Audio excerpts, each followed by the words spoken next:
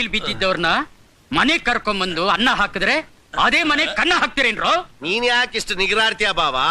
ಇದೇ ನೀನ್ ಕಷ್ಟಪಟ್ಟು ಬೆವರು ಸುರಿಸಿದ ಆಸ್ತಿ ಅಲ್ಲ, ನಾನ್ ದುಡ್ದಿದ್ದಂತೂ ಮೊದ್ಲೇ ಅಲ್ಲ ಬಿಡು. ಮುಚ್ಚ ಬಾಯಿ. ವಿಜಯ್ ನನ್ನ ತಂದೆಗಿಂತಲೂ ಹೆಚ್ಚಿಗೆ ಪ್ರೀತಿಸ್ತಾ ಇದ್ದಾನೆ.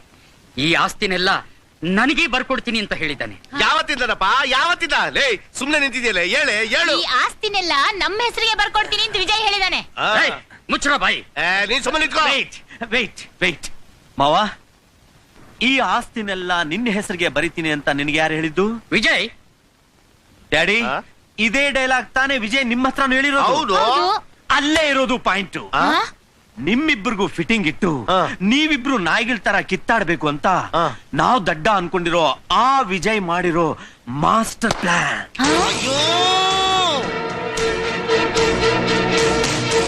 ಪ್ರಕಾಶ, ನಿನ್ನ ಮಾತೆ